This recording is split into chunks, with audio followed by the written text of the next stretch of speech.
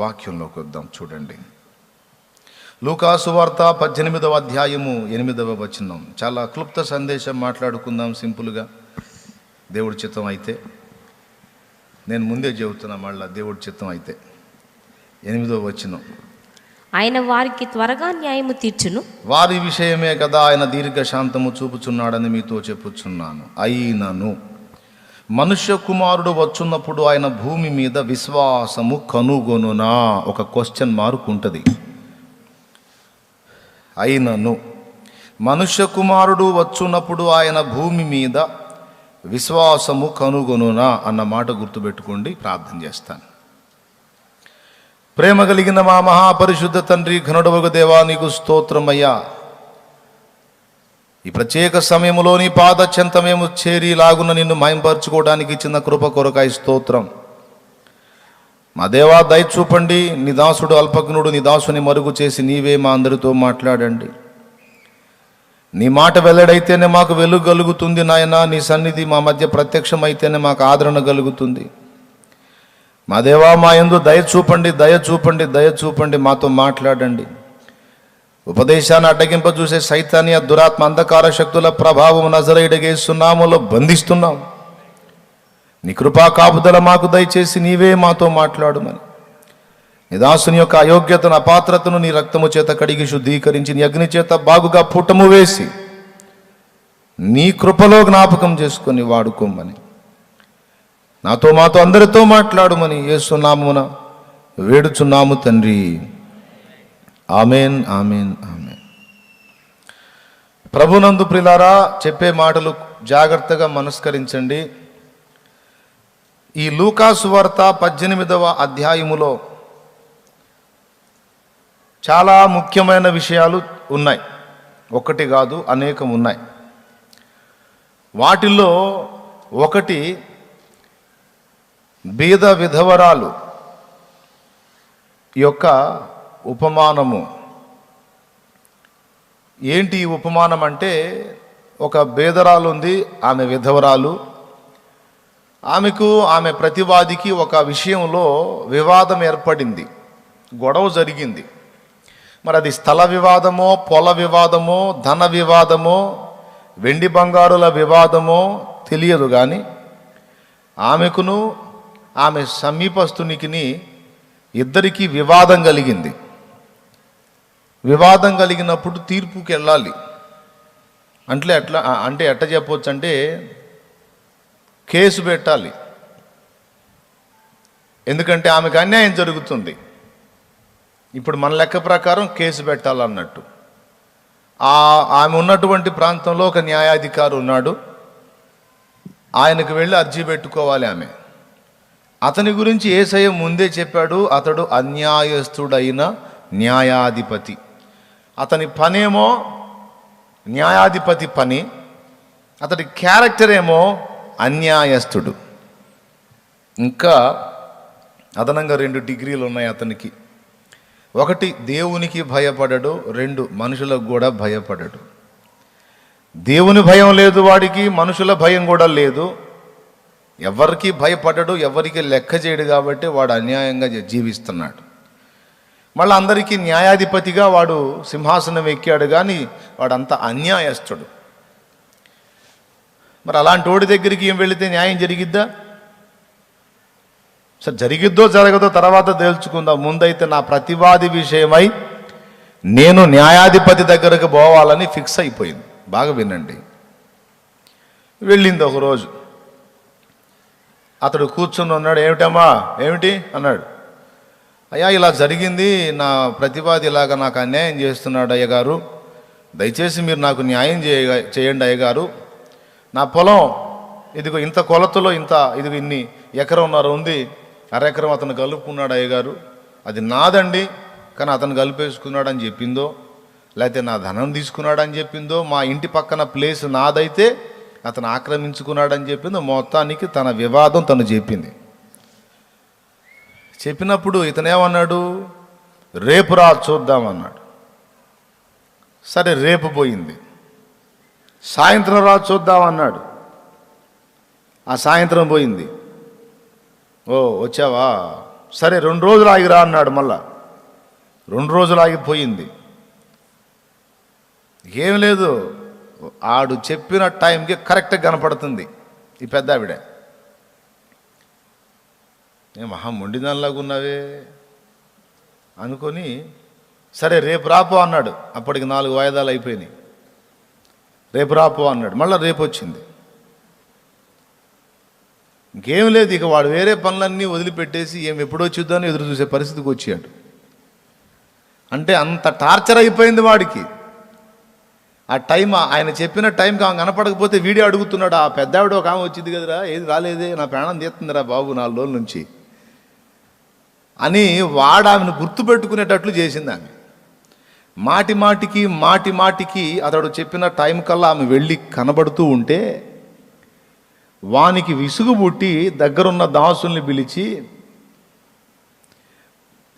అరే బాబు ఈమె నా ప్రాణం తీస్తుంది, వాడు ఎవడో తన్ని ఆమె నాకు ఇప్పించండి రా, లేకపోతే ఈ ముసలి నన్ను వదిలేటట్లేదు, సాగు కొట్టేటట్టు ఉంది, నిద్రలో కూడా కల్లోకి వస్తుందిరా, తీసుకెళ్ళి ఆమెకి న్యాయం చేయండి రా అని చెప్తాడు కదా. చెప్పాడు. న్యాయము తీర్చడా, మాటికి తిరుగుచుండగా న్యాయము తీర్చడా, విసుగుబుట్టి ఏం చేస్తాడు, తీరుస్తాడు. అయితే అన్యాయస్తుడైన న్యాయాధిపతే ఆమె మాటిమాటికి అతన్ని అడుగుచున్నందున అతడు న్యాయము తీర్చున్నప్పుడు, నీతిమంతుడు న్యాయాధిపతి అయిన మీ పరలోకపు తండ్రి మాత్రం మీకు ఎందుకు న్యాయము తీర్చడు? అన్యాయస్తుడే మాటిమాటికి వచ్చినందున మీకు న్యాయం తీర్చినప్పుడు, మీ తండ్రి న్యాయవంతుడు కదా, మరి నిశ్చయముగా. చూడండి ఆ మాట చూడండి ఒక్కసారి. 7వ వచనం, దేవుడు 6వ వచనం కూడా చదువమ్మ. మరియు ప్రభువు ఇట్లా, నేను అన్యాయస్తుడైన ఆ న్యాయాధిపతి చెప్పిన మాట వినుడి. దేవుడు తాను ఏర్పరుచుకుని వారు దివారాత్రులు తన గురించి మొరపెట్టుకొనుచుండగా వారికి న్యాయము తీర్చడా? ఏమంటున్నారండి? దేవుడు ఏర్పరచుకునిన వారు అంటే మనందరం దివారాత్రులు తన్ను గూర్చి మొర్రపెట్టుకొనుచుండగా వారికి న్యాయము తీర్చడా? యేసయ్య క్వశ్చన్ చేస్తున్నాడు. వారికి త్వరగా న్యాయము తీర్చును, వారి విషయమే కదా ఆయన దీర్ఘశాంతము చూపుచున్నాడని మీతో చెప్పుచున్నాను అని. అయినను మనుష్య కుమారుడు వచ్చున్నప్పుడు ఆయన భూమి మీద విశ్వాసము కనుగొనునా అన్నాడు. ఈ మాట ఖచ్చితంగా అండర్లైన్ చేసుకోండి, లేదా టోటల్గా రౌండ్ చేసుకోండి. ఏ మాట? 7వ వచనం, దేవుడు తాను ఏర్పరచుకొనిన వారు ఎప్పుడెప్పుడు? దివారాత్రులు తన్ను గూర్చి మొర్రపెట్టుకొనుచుండగా వారికి న్యాయము తీర్చడా? ఆయన వారికి త్వరగా న్యాయము తీర్చును అని చెప్పేశాడు. ప్రార్థన విషయంలో విసుగు చెందేవాళ్ళు, ఇబ్బంది పడేవాళ్ళు ఈ మాటని పెద్ద అక్షరాలతో రాసుకొనైనా బోర్డు పెట్టుకోండి ఇంట్లో. పెద్ద అక్షరాలతో రాసుకొని ఇంట్లో గోడకు తగిలిచ్చి ఎప్పుడు చూసుకుంటా ఉండండి కళ్ళ ముందు. ఏ మాట? ఇప్పుడు నేను చూపించిన ఈ మాట. దేవుడు ఏర్పరచుకొనిన వారు దివారాత్రము తన్ను గూర్చి మొర్ర పెట్టుకొనుచుండగా ఆయన వారికి న్యాయము తీర్చడా? వారికి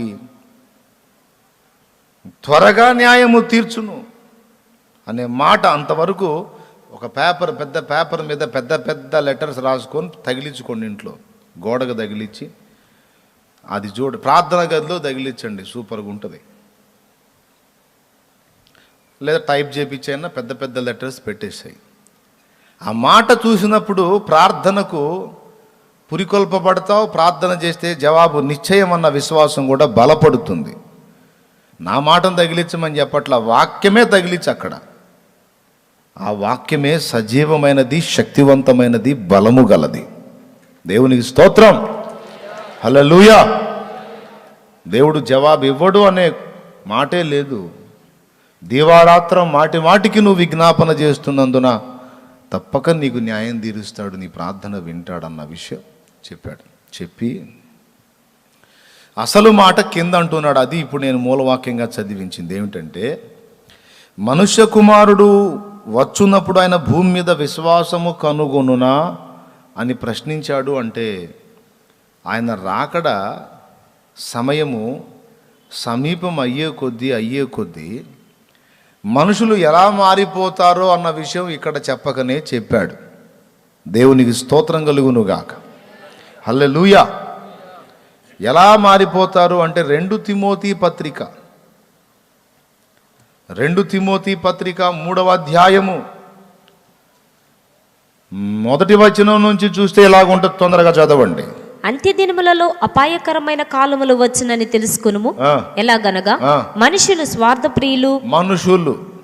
స్వార్థప్రియులు, ధనాపేక్షులు, డబ్బు పిచ్చగలిగినోళ్ళు, బింకములాడువారు, అబద్ధాలు చెప్పేవాళ్ళు, అహంకారులు, గర్వహృదయులు, దూషకులు, తిట్టుబోతులు, తల్లిదండ్రులకు అవిధేయులు, అమ్మా నాన్నలను లక్ష్య పెట్టనటువంటి వాళ్ళు, కృతజ్ఞత లేనివారు, మేలు పొందుతారు గాని కీడు చేస్తారు, అపవిత్రులు, హేయమైన జీవితం కలిగి ఉన్న వాళ్ళు, అనురాగరహితులు, ప్రేమానురాగాలకు వారికి వాళ్ళ హృదయాల్లో స్థానం లేదు, అతిద్వేషులు, అతిగా ద్వేషించడం అంటే ఒకరిని చంపునంతగా ద్వేషించడం, అపవాదకులు, పాపం వాడు ఏం చేయకపోయినా వాడి మీద నేరాలు నిందలు మోపి నిందా ప్రచారాలు చేసే దౌర్భాగ్యులు అన్నమాట. అజితేంద్రియులు, అజితేంద్రియులు అంటే సాధుత్వం లేనటువంటి వాళ్ళు, క్రూర మనసు కలిగిన వాళ్ళ, క్రూరులు, సజ్జన ద్వేషులు, మంచి వాళ్ళను ద్వేషించే నీచులు, ద్రోహులు, ద్రోహం తలపెట్టే ఎదుటి వాడికి ద్రోహ కార్యాలు చేసేవాళ్ళు, మూర్ఖులు, వాడికి తెలియదు ఒకడు చెబితే వినడు, ఇది మూర్ఖుడు, గర్వాంధులు, గర్వహృదయులు, దేవుని కంటే సుఖానుభవం ఎక్కువగా సుఖం కావాలి, దేవుడి కంటే ఎక్కువ సుఖపడాలి, కమ్మని తిండి, కంటి నిండా నిద్ర, ఒంటి నిండా సుఖం,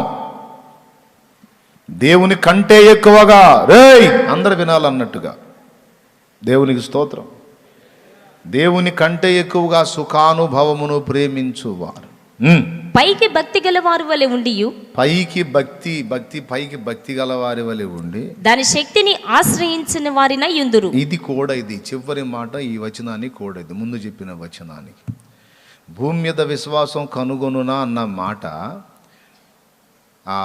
2 తిమోతి 3లో 5వ వచనం, పైకి భక్తి గలవారి వలె ఉండి దాని శక్తిని ఆశ్రయించని వారు నై ఉందురు అన్న మాట లింక్ అయిద్దన్నమాట. అంటే యేసు ప్రభు రాకడకు ముందు ప్రజలు ఉండేటువంటి పరిస్థితిని ఆయన అభివర్ణించాడు. అంతేకాదు ఇంకా మరికొన్ని వచనాలు చూపిస్తాను చూడండి. అదే 1 తిమోతి పత్రిక, నాకేమో 2 తిమోతి చెప్పాను కదా, 1 తిమోతి పత్రిక 4వ అధ్యాయం 1వ వచనం నుంచి చూడు. అయితే కడవరి దినములలో కొందరు అబద్ధికుల వేషధారణ వల్ల మోసపరుచు ఆత్మలయందును దయ్యముల బోధయందును లక్ష్యముంచి విశ్వాస భ్రష్టులగుదురని ఆత్మ తేటగా చెప్పుచున్నాడు. అనేకులు అన్నాడు, అనేకులు దుర్బోధ పాలై విశ్వాస భ్రష్టులు అంటే విశ్వాసాన్ని కోల్పోతారు అన్నాడు. ఎప్పుడిది ఏ కాలం? కడవరి దినములలో అన్నాడు. ఎక్కడ? 1 తిమోతి 4లో. 2 తిమోతి 3లో ఏమన్నాడు? అంత్య దినములలో. అలాగే 2 తిమోతి 4వ, ఒక నిమిషం ఆగండి, 4వ అధ్యాయము 3వ వచనం చూడు. ఎందుకనగా జనులు హితబోధన సహింపక దురద చెవులు గలవారై తమ స్వకీయ దురాశలకు అనుకూలమైన బోధకులను తమ కొరకు పోగు చేసుకుని సత్యమునకు చెవినియ్యక కల్పనా కథల వైపునకు తిరుగు కాలము, కల్పనా కథల వైపునకు తిరుగు కాలం అన్నాడు. ఒక కాలం, కల్పనా కథల వైపు తిరుగు కాలం. ఏ కాలం ఇది? అంత్యకాలమే. ఇప్పుడు చెప్తున్నా వినండి. అంత్యకాలంలో ఏమేం జరుగుతాయి? మొట్టమొదటిది, హితబోధను విసర్జించి తమ శరీర సంబంధమైన దురాశలకు అనుకూలమైన బోధకులను తమ కొరకు పోగు చేసుకుంటారట.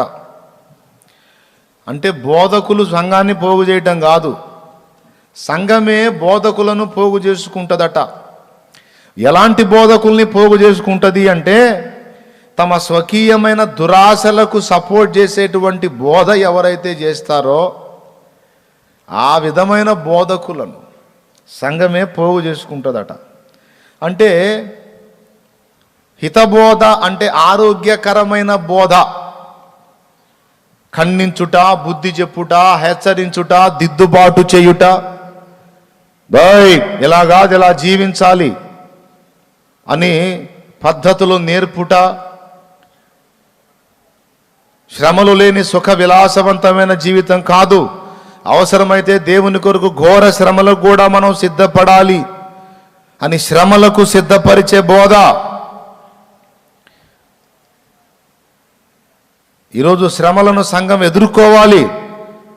రాకడలో, అంత్య దినములలో, యేసుక్రీస్తు రెండవ రాకడలో కూడా సంఘము శ్రమలను ఎదుర్కోవాలి అని చెప్తే కొంతమందికి నచ్చట్లా. ఒకడన్నాడు, ప్రలోభాన్ని ఆశించి మీరు అది బోధిస్తున్నారు అన్నాడు ఒక ప్రబుద్ధుడు ఫోన్ చేసి.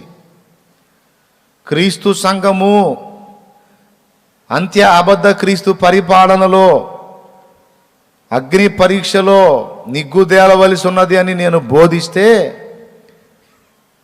ఒక ప్రబుద్ధుడు ఫోన్ చేసి తమ్ముడితో అన్నాడు. ఏమన్నాడో తెలుసా? ప్రలోభానికి మీరు ఆశించి సర్పబోధ చేస్తున్నారు అన్నాడు. ప్రలోభానికి ఆశించి. నాకు చిక్కినట్టయితే నేను ఇంకొక మాట చెప్పేవాడిని. ఎవడ్రా ప్రలోభ పెట్టింది? దౌర్భాగ్యుడా. దౌర్భాగ్యుడు అంటే తిట్టు అనుకోవాకండి, భాగ్యము పోగొట్టుకున్నవాడు. అర్థమైందా? దేవునికి స్తోత్రం కలుగును గాక. మరి అంతేగా, సత్యాన్ని వదిలిపెట్టుకున్నాడు, సత్యం పోగొట్టుకున్నాడు దౌర్భాగ్యుడే. ఎవర్రా ప్రలోభానికి లోనై బోధ చేస్తుంది? శ్రమలు ఉన్నాయంటే ఇచ్చేవాడు కానుకిస్తాడా? లేకపోతే ఏ శ్రమ ఉండదు మనకు హాయిగా ఉంటుందంటే కానుకిస్తాడా? మనకే నొప్పి ఉండదు, అన్ని దీవెనలే, అన్ని ఆశీర్వాదాలే, అన్ని భోగాలే. నువ్వు ఏదన్నా చేయి, దేవుడు నీకు తోడై ఉన్నాడు, మస్తుగా ఆశీర్వదిస్తాడు అనే దానికి ప్రజలు స్పందిస్తారా? అబ్బాయి, దేవుని కోసం అవసరమైతే చావాల్సి వచ్చింది, హతసాక్షి మరణం పొందాల్సి వచ్చింది, బాబు సిద్ధంగా ఉండండి అంటే జనం అబ్బా ఏం బోధ చేశారు అయ్యగారు, ఇదిగో తీసుకోండి అని ఇస్తారా? ఏ బోధను బట్టి ప్రజలు స్పందిస్తారు? ఏ బోధకు ఎక్కువ ప్రజలు స్పందిస్తారు? ఏ బోధను ఎక్కువ ఇష్టపడతారు? ఎలాంటి బోధకుల్ని ఎక్కువ ఫాలో అవటానికి ఇష్టపడతారు? వాళ్ళ శరీర సంబంధమైనటువంటి సమస్యలకు పరిష్కారం సూచించేటువంటి భక్తులను ఎక్కువ మంది ఫాలో అవుతారు. మనకి రెండూ ఉన్నాయి. దేవుని కృపలో, దేవుని చిత్తములో అవసరతలకు సహాయం ఇవ్వగలడు, అవసరమైతే పరీక్షలో మనల నుంచి శ్రమలకు కూడా అప్పగించగలడని రెండు బోధించేటువంటి భక్తుల్ని తక్కువ మంది ఫాలో అవుతారు. నేను చాలామంది భక్తుల్ని, పెద్ద వయసున్న భక్తుల యొక్క ఛానల్స్ అన్ని ఫాలో చూస్తుంటాను. నేను సత్యం చెప్పి, సత్య సంబంధమైనటువంటి ఉపదేశం చేసి శ్రమలకు సిద్ధపరిచే వాళ్ళని, సత్యవాక్యాన్ని లోతుగా బోధించే వాళ్ళని ఎక్కువ మంది పట్టించుకోవటంలా నాకు బాగా అర్థమైపోయింది. దాన్ని బట్టే కన్ఫామ్ చేసుకున్నా. ఏమని అంటే, ఇది అంత్యదినమే, ఇది అంత్యదినములే. తమ స్వకీయమైన దురాశలకు అనుగుణ్యమైన బోధకులను పోగు చేసుకొని, ఆ సహోదరుడు అంటాడు, ఆ సహోదరుడలే మనోడిని ప్రబుద్ధుడు అన్న ఇబ్బంది లేదులే, ఫోన్ చేసి మరి శ్రమలలో సంఘం ఉండదో, ఉందని చెబితే అది సర్పబోధ అన్నాడు. కడుపులో మండిపోయింది. శ్రమలకు సిద్ధపరిచేది దేవుని వాక్యం. శ్రమలు లేవు, సుఖము, విలాసవంతమైన జీవితం అని చెప్పేది సత్యం కాదు. అది సత్యబోధ కాదు. తాను సర్పబోధలో ఉండి మనల్ని విమర్శించాడు. ఎవడు సర్పబోధలో ఉంది, ఎవడు దుర్బోధలో ఉంది? దేవుని యొక్క సంఘము కడవరి కాలములో అగ్ని పరీక్షల చేత శుద్ధ సువర్ణమై మొత్తం కల్మషమంతా కడగబడినదై మేలిమి బంగారై ఎత్తబడాలి. అది వాక్యం. శ్రమలు లేవు కాదు. ప్రభువు చిత్తమైతే హతసాక్షులం కూడా అవ్వాల్సి ఉంటుంది. దానికి కూడా మెంటల్గా ప్రిపేర్ అవ్వాలి. అది విశ్వాసం. అంతేగాని అమ్మో నొప్పింపక తానవ్వక తప్పించుకు తిరుగువాడే నేర్పరి సుమతి అని ఏముండదు, ఏముండదు, ఏముండదు. ఏం బోధ? అది చేయమంటాడు నన్ను. నేను వాడు పిలిస్తే వచ్చానా సేవకి? ఏసై పిలిస్తే వచ్చానా? మరి ప్రభువు స్తోత్రం కలుగును గాక. హల్లెలూయా. చెప్పు, గట్టిగా స్తోత్రం చెప్పు. లెక్క చేసే ప్రసక్తే లేదు. సత్యం ఏదో రేపు అక్కడ తేలుస్తాడు. రాకడలో తేలిద్దిగా. సంఘం ఉంటుందో శ్రమలకు ముందే ఎత్తబడిద్ది అనేది రేపు రాకడలోనే తేలిద్ది. ఎందుకు అనవసరంగా ఇప్పుడు? అవసరం లేదు. కానీ నన్ను ఫాలో అయ్యే బిడ్డల్ని మాత్రం 2 రకాలుగా నేను ప్రిపేర్ చేస్తా. దేవుడి చిత్తం అయితే ఇహమందు నీకు ఆశీర్వాదం ఇస్తాడు. ఒకవేళ శ్రమలకే నిన్ను అప్పజెబితే దానికి కూడా నువ్వు సిద్ధపడి ఉండాలి. షాలేం రాజు అనేవాడు 2 చెప్తాడు. వేదన పడుతున్న వానికి ఆదరణ దొరుకుతుంది, బాగానే ఉన్నానని అనుకునే వానికి అవసరమైతే సిద్ధపడి ఉండు బాబు అనే హెచ్చరిక దొరుకుతుంది. జనులు హితబోధను సహింపక దురద చెవులు గలవారై తమ స్వకీయ దురాశలకు అనుకూలమైన బోధకులను తమ కొరకు వీళ్ళే పోగు చేసుకున్నారు అన్నాడు. ఎంత భయంకరమైన మాట చూడండి. వాళ్ళే నిర్ణయించుకుంటారట, ఇతడు కాదు మనకి, ఇతడు కరెక్ట్, ఇదిగో మనకు అనుకూలమైన బోధ వీళ్ళ దగ్గర ఉంది, వీళ్ళ దగ్గర ఉంది, వీళ్ళ దగ్గర ఉంది, వీళ్ళ దగ్గర ఉందని తమ దురాశలకు సహకరించేటువంటి బోధకులు ఎవరైతే ఉందో వాళ్ళందరినీ కుప్పేసుకొని లైన్లో పెట్టుకుంటారు. ఇక వాళ్ళ మాటలే వింటారన్నమాట పొద్దస్తమానం. హితబోధ ఏదన్నా ఉంది, ఆరోగ్యకరమైన బోధ, దాన్ని పట్టించుకోరు. అంత్య దినములలో మనుషులు ఎలా మారిపోతారో చెప్తున్నాను. నంబర్ 1, హితబోధను ఒప్పుకోరు. హితబోధ అంటే ఆరోగ్యకరమైన బోధ. మరి ఏ బోధన ఇష్టపడతారంటే స్వకీయ దురాశలకు సపోర్ట్ చేసే బోధన ఇష్టపడతారు. 1. 2వది, కడవరి కాలములో దయ్యముల బోధ యందు విశ్వాసం ఉంచుతారన్నాడు. దయ్యములు ఏం బోధిస్తాయి? సత్యమా అసత్యమా? ఎప్పుడో చాలా సంవత్సరాల క్రితం బాపట్ల దైవజనులు జక్రయ్య అనేటువంటి దైవజనుడు రాశాడు, క్రైస్తవుండా కదలి రావయ్యా అని. అప్పుడేమో దొరల భత్యముల మీద భ్రాంతులుంచి ఆ పాట తీసేయాలి ఇప్పుడే. ఏమండి? అప్పుడేమో దొరల భత్యములపై భ్రాంతులు నిలిపి సత్యవాక్యమును సంతలో దులిపారన్నాడు. ఇప్పుడు ఇంకా వేరే వేరే విధంగా, ఇప్పుడు దొరల భత్యాలు దొరకట్లేదు కనుక ఇక వేరే భత్యాల మీద. దేవునికి స్తోత్రం కలుగును గాక. సత్యవాక్యము సంతలో దులిపి బోధకులు దొరల భత్యములపై భ్రాంతులు నిలిపి. సత్యవాక్యము సంతలో దులిపి బోధకులు దొరల భత్యములపై భ్రాంతులు నిలిపి.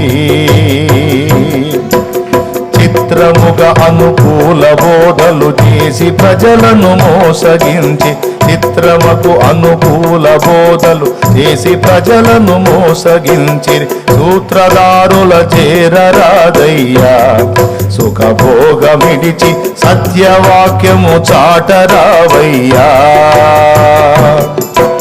సూత్రధారుల చేరరాదయ్యా. సుఖభోగమిడచి సత్యవాక్యము చాటరావయ్యా. క్రైస్తవుండా కదలి రావయ్యా. కలుషాత్ములకు నీ సిలువ శక్తిని చాటవేవయ్యా. దేవునికి స్తోత్రం. ఏమంటున్నాడు? సత్యవాక్యము సంతలో దులిపి బోధకులు దొరల భత్యములపై భ్రాంతులు నిలిపి.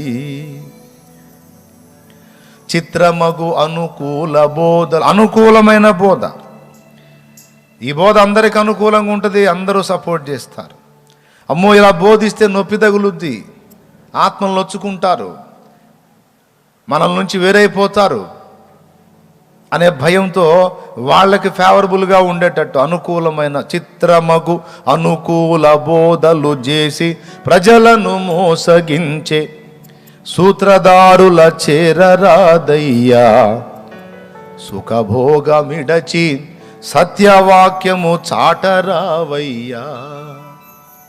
నువ్వే తీర్మానం చేయి, నువ్వే కంకణం కట్టు. క్రైస్తవుడా, సేవకుడా, ఇలాగ అయిపోయారు నాయన. గొప్ప గొప్ప భక్తులు సైతం ధన వ్యామోహంలో పడిపోయి ఇలాగ సత్యవాక్యం నుండి ప్రజలను మళ్లించారు. ఎంతకాలం నువ్వు మూలన కూర్చుంటావురా బాబు? లేచి సత్యము చేతబట్టుకుని సత్యవాక్య ఖడ్గమును ఝుళిపించి దయ్యపు బోధల ఆట కట్టించు బాబు అని పిలుస్తున్నాడు. దేవునికి స్తోత్రం కలుగునుగాక. చిత్రమగు అనుకూల బోధ తమ స్వకీయమైన దురాశలకు అనుకూలమైన బోధకులను. అది అనుకూల బోధ అంటే అది అందరికీ ఆమోదంగా ఉండాలి, అందరికీ ఆమోదంగా ఉండాలి. ఎవడికి నొప్పి తగలకూడదు, ఎవడు ఇబ్బంది పడకూడదు. ఏది సంఘంలో కొన్ని సంఘాలు ఉన్నాయి, ఖండించి వాక్యం చెబితే దెబ్బకి ట్రాన్స్ఫర్. పాస్టరు, అబ్బో నిప్పులు జరుగుతున్నాడే ఆయన, పనికిరాడు, మనకే పెట్టేసేయండి, అర్జీ పంపించేసేయండి వేరే ఊరు. సిన్సియర్ పోలీస్ ఆఫీసర్ని కానీ ఊళ్ళో నుంచి నక్సల్స్ ఏరియాలో వేసినట్టు.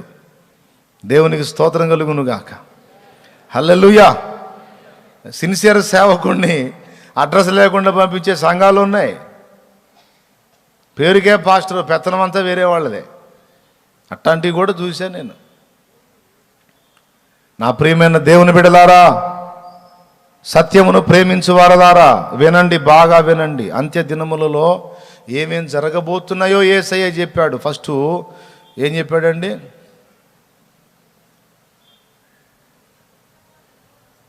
హితబోధకు చెవినీయక దురాశలకు సపోర్ట్ చేసేటువంటి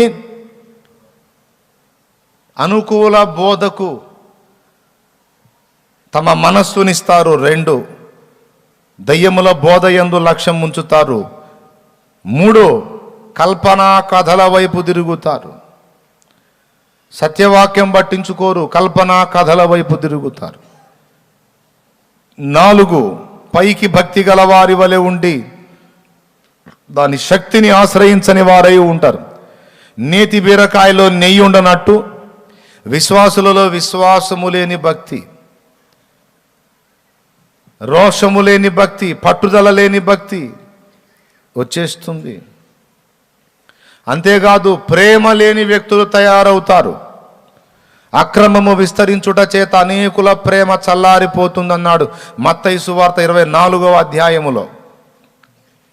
నీ రాకడకు యుగ సమాప్తికి సూచన లేవని శిష్యులు అడిగినప్పుడు యేసయ్య చెప్పిన మాట అది. ఏ మాట? అక్రమం విస్తరిస్తుంది, క్రమం తప్పుతారు అందరూ కూడా, అక్రమం అయిపోతుంది ఎక్కువ శాతం. అక్రమం విస్తరించుట చేత అనేకుల ప్రేమ చల్లారిపోతుంది. దేవుని మీద ప్రేమ చల్లారిపోతుంది, సాటి సహోదరుడి మీద కూడా ప్రేమ చల్లారిపోతుంది. ప్రేమ లేని వ్యక్తులు నిలబడిపోతారన్నాడు, ఇట్లా తయారైపోతారన్నాడు. ఈ 5 రకాలు గుర్తుపెట్టుకోవాలి. అంత్యదినములలో ఏమేమి అవుతారు అనేది ఒకటి మెయిన్ హెడ్డింగ్ పెట్టుకొని కింద రాయాలన్నమాట. ఏమేమి అవుతారంటే, కల్పనా కథలకు చెవినిస్తారు, దయ్యముల బోధకు లోబడతారు, అనుకూల బోధకులను తమ కొరకు పోగు చేసుకుంటారు. ఇది 3. 4వది, పైకి భక్తి గల వారి వలె ఉండి దాని శక్తిని ఆశ్రయించని వ్యక్తులుగా ఉంటారు. 4 అయిపోయిందా? 5వది, అక్రమం విస్తరించి అనేకుల ప్రేమ చల్లారిపోతుంది, ప్రేమ లేని వ్యక్తులు తయారవుతారు. 5, ప్రేమ లేనివాడు దేవుని ఎరగడు. దేవుని భక్తులే కానీ దేవుని ప్రేమ లేనందున దేవుని ఎరగనట్టే ఉంటారు. 6వది, దేవుని కంటే సుఖానుభవాన్ని ఎక్కువ ప్రేమించడానికి ఇష్టపడే వ్యక్తులు తయారవుతారు. దేవుని కంటే కూడా సుఖానుభవం ఎక్కువ కావాలి, ఏ నొప్పి తగలకూడదు, హాయిగా ఉండాలి, జీవితం పూల మీద నడకలాగా ఉండాలి. వాక్యమేమో మనకి ముళ్ళ మీద నడక బోధించింది, ఇరుకు మార్గాన్ని బోధించింది. కానీ వీళ్ళు మాత్రం దేవుని కంటే ఎక్కువగా సుఖానుభవమును, కమ్మని తిండి, కంటి నిండా నిద్ర, ఒంటి నిండా సుఖం. ఇది ఇది ఇది 6 సంగతులు. అంత్య దినాల్లో మనుషులు ఎలా తయారవుతారు, ఏ విధంగా మనం సంఘాన్ని చూడవచ్చు అని. ఇక 7వ సంగతి, భూమి మీద మనుష్య కుమారుడు వచ్చున్నప్పుడు ఇలాంటి విశ్వాసము కనుగొనునా? విశ్వాసం అసలు కనుగొనునా? ఎలాంటి విశ్వాసం అంటే ఆమె మొండికి తిరిగి పదే పదే ఆ న్యాయాధిపతి, అన్యాయస్తుడైన న్యాయాధిపతిని పదే ఆయన పాదాలు ఆశ్రయించి మేలు పొందినట్టు దేవుని నమ్మి దేవుని పాదాలు పదే ఆశ్రయించి మొర్రపెట్టి విజయం సాధించేటువంటి భక్తులు కనపడతారా అని అంతటి ప్రార్థనా పరులు, దేవుని యందు విశ్వాసం ఉంచి దేవుని దగ్గరే యాచించేటువంటి ప్రార్థనా పరులు అంత్య దినములలో తక్కువైపోతారు అని అర్థం వచ్చేటట్టు మాట్లాడాడు. అంత్య దినాల్లో ఎట్లా అవుతారంటే 7 సంగతులు చెప్పాను. దేవునికి స్తోత్రం కలుగును గాక. చెప్పాలి గట్టిగా. ఇట్లాగా అయిపోతారు అన్నాడు. మరి ఎప్పుడన్నా ఈ అంత్య దినాలు అంటే ఎప్పుడో కాదు, ఇప్పుడు ఆల్రెడీ వచ్చినాయని చెప్తున్నాను నేను. యేసయ్య రెండవ రాకడకు ముందు కొన్ని సంవత్సరాల ముందు ఇలాగుంటుంది. మరి యేసయ్య రాకడ ఘట్టము ఇక అంత్యాబద్ధ క్రీస్తు పరిపాలనప్పుడు ఎట్లా ఉంటుంది అంటే, అంత్య అబద్ధ క్రీస్తు పరిపాలన లైన్లోకి వచ్చేసరికి సంఘము చాలా వరకు సరిచేయబడి ఒక కొలికొచ్చే దశకు వచ్చేస్తుంది. ఇప్పుడేమో మలినమైపోయి గందరగోళంగా అస్తవ్యస్తంగా ఉంది.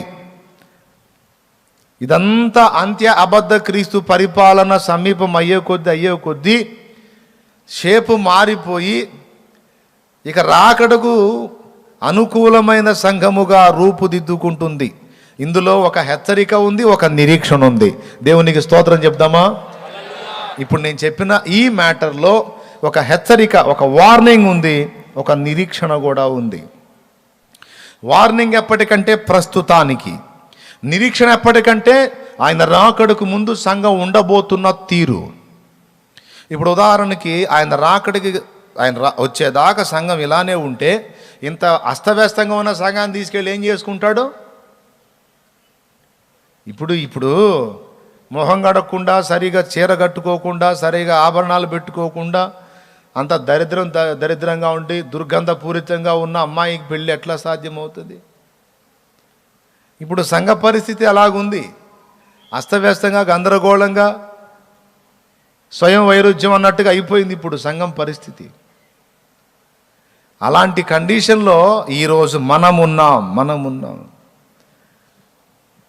స్వయం వైరుధ్యం అంటే తన్ను తానే వ్యతిరేకించుకొనుట.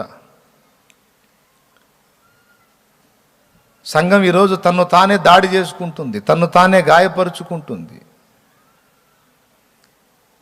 దేవునికి స్తోత్రం. ఇలాంటి అస్తవ్యస్తంగా ఉన్న సంఘాన్ని తీసుకెళ్ళి ఏం చేసుకుంటాడు? ముందు సిద్ధపరచుకుంటాడు. అక్కడ సింహాసనం ఎక్కడానికి తగినటువంటి వ్యక్తిగా ఆయన పట్టమహిషి, భూమి మీద ఉన్న వధువు సంఘము రెడీ అవుతుంది. అయితే అలా రెడీ కావటానికి ముందుండే దశ ఇప్పుడు మనమున్న దశ. ఈ దశలో మనకు చాలా డేంజర్ ఉందన్నట్టు. అందుకే దేవుడు ఈ మాట ప్రకటింపజేస్తున్నాడు. అందుకు మాట్లాడుతున్నా. ఇప్పుడున్న పరిస్థితులు మనం గమనించి చూస్తే మునుపు లేనంత శోధన ఈనాడు మన భక్తికి ఉంది. మునుపు భక్తులకు ఉన్నటువంటి పరిస్థితులు వేరు, మనకున్న పరిస్థితులు వేరు. ఆనాడు వాళ్ళకి మొదటి శతాబ్దపు క్రైస్తవ్యానికేమో ఒక విధమైన శోధన, ఈ అంత్య దినముల క్రైస్తవ్యానికేమో మరొక విధమైన శోధన. ఆనాడేమో సాతాను వాళ్ళ ప్రార్థనా జీవితాన్ని, సువార్త పరిచర్యను బలముతో, అంటే శారీరక బలముతో అడ్డుకున్నాడు. అధికారులను అప్రమత్తం చేసి అపోస్తలులు సువార్త ప్రకటించకుండా, ప్రార్థన చేయకుండా, సత్యాన్ని వ్యాపింపజేయకుండా వాళ్ళు జులుం ప్రదర్శించారు. సైతాను ప్రేరణతో ఎక్కడోళ్ళనక్కడ తొక్కి పట్టారు. అది ప్రారంభపు క్రైస్తవ్యానికి జరిగినది. సింహాలకు ఆహారంగా వేశారు. ఆడు నీరో చక్రవర్తి ఉన్నాడు, మహా దుర్మార్గుడు. క్రైస్తవులను సింహాలకు ఆహారంగా వేసి ఆ సింహాలు వాళ్ళని చీల్చి చెండాడుతుంటే చూసి పక్క నవ్వేవాడు. అంతేకాదు, వాడు రాత్రి వేళ తోటలో సంచరించేటువంటి సమయంలో క్రైస్తవులను స్తంభాలకు కట్టేసి తారు పోయించి నిప్పు ముట్టించి వాళ్ళు కాలిపోతుంటే ఆ కాలుతున్నటువంటి ఆ వెలుగులో నడిచిన దౌర్భాగ్యుడు నీరో, దుష్ట నీరో. అంటే శారీరకంగా టార్చర్ చేసి సంఘాన్ని అణిచేయాలని చూశాడు. అయినా అది వల్ల పడలా, అది సాధ్యం కాలా. అందుకని వాడిప్పుడు బ్రెయిన్ వాడుతున్నాడు. ఎవరు? సైతాన్ బ్రెయిన్ వాడుతున్నాడు. నేను జులుం ప్రదర్శిస్తే, ఒత్తిడి చేస్తే ఇది విస్ఫోటనం చెందుతుంది, ఇప్పుడు ఏం చేస్తే ఇది బొబ్బు ఉంటుంది అని ఆలోచించి వాడు స్కెచ్ మార్చాడండి. మార్చి ఇప్పుడు అంత పక్కాగా గీసి పెట్టాడు టోటల్ సార్వత్రిక సంఘం అంతటికి కూడా. భూమి మీద సాతానుకు శత్రువులు ఎవరన్నా ఉన్నారు అంటే మనమే, సంఘమే. భూమి మీద సాతాను ఎవరితోనైనా యుద్ధం చేస్తాడు అంటే మనతోనే, సంఘముతోనే. భూమి మీద సాతానుకు తలనొప్పి ఏదన్నా ఉంది అంటే భూమి మీద దేవుని రాజ్యంగా ఉన్న సంఘమే, అంటే మనమే. సాతాను నిరంతరం ఎవరినన్నా కనిపెడతాడు అంటే మనల్నే, సంఘాన్నే. కాబట్టి ఇప్పుడు వాడు మిగిలిన వాళ్ళు ఎవరి గురించి ఆలోచించడు, వాళ్ళంతా చచ్చిన స్థితిలో వాడి గుప్పెట్లో ఉన్నారు. వాడికి ఇప్పుడు నిరంతరం డేంజర్ ఎవరంటే మనమే. కాబట్టి ఈరోజు మనల్ని కత్తి చేత బెదిరించట్లా, ఈట చేత బెదిరించట్లా, లేకపోతే శిక్షల చేత బెదిరించకుండా బుర్రను వాడి బొబ్బో పెడుతున్నాడు వాడు. వాడు వాడి బుర్రనే బొబ్బో పెడుతున్నాడు ఈనాటి సంఘాన్ని. దానికోసం వాడు టెక్నాలజీని వాడుతున్నాడు. దేవునికి స్తోత్రం. ఏం వాడుతున్నాడు? టెక్నాలజీ వాడుతున్నాడు. రకరకాల వ్యాపకాలను మనకు అందుబాటులోకి తెచ్చాడు బ్రదర్. ఎవరికి? సంఘానికి. బోధను అలాంటి దాన్నే లైన్లోకి తీసుకొచ్చాడు, వాతావరణం కూడా అలాంటి దాన్నే క్రియేట్ చేశాడు, టెక్నాలజీ కూడా అలా అందుబాటులోకి తెచ్చాడు. 3 రకాలుగా త్రివిధ వ్యూహం అన్నట్టు 3 విధముల వ్యూహం అని చాలా చక్కగా మనల్ని బొబ్బో పెట్టే అద్భుతమైన ఐడియాలజీని డెవలప్ చేసుకున్నాడు వాడు. క్రైస్తవుడికి పతనం ఏంటో తెలుసా? సుఖభోగమే. క్రైస్తవుడికి అగ్ని ఏంటో తెలుసా? ప్రజ్వలింపజేసేది ఏంటో తెలుసా? శ్రమయే. అవునండి, శ్రమే. ఇప్పుడు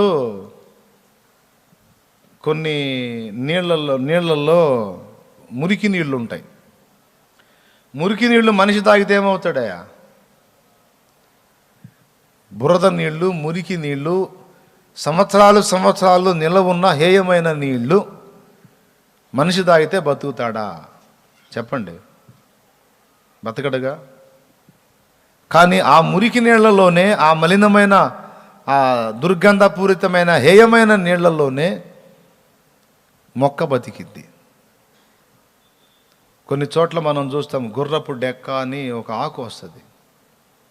ఎంత పచ్చగా ఉంటుందో అది. ఆ సంవత్సరాలు స్టాక్ ఉన్న నీళ్ళలోనే వచ్చేస్తుంది ఆకు. గుర్రపు డెక్క అంటారు దాన్ని. ఆకు తెలుసు కదా, తెలుసా మీకు? మొత్తం కమ్మేస్తుంది మొత్తాన్ని. అంటే మనకు ఏది ప్రాణహానో అది దానికి ఆక్సిజన్ అన్నట్టు, అదే దానికి ప్రాణవాయువు అన్నట్టు. కార్బన్ డైఆక్సైడ్ మనకు డేంజర్ అయితే అదే దానికి జీవం అన్నట్టుగా ఒక మొక్క వచ్చేస్తుంది. లోకం మొత్తానికి శ్రమలు ఇబ్బంది అయితే క్రైస్తవ సంఘానికి శ్రమలే దీవెన. కొట్టు గట్టిగా, కొడితే చప్పట్లు గట్టి కొట్టు, కొట్టు గట్టిగా. మంది విచిత్రమైన జీవితం, లోకానికి వేరైన జీవితం, వ్యతిరేకమైన జీవితం అంటే అదే మరి. శ్రమలు లోకానికి హింస, ఇబ్బంది అయితే ఆ శ్రమలు మనకి జీవన్ శక్తి అన్నమాట. అదే మనకి జీవదాయకం, అదే మనకు ప్రాణప్రదం. కానీ అవి మనకు లేకుండా చేయటానికి వాడు జాగ్రత్త తీసుకుంటున్నాడు, లూసిఫర్ గారు. ఎవరు? లూసిఫర్ గాడు. మీరు గమనించి చూడండి,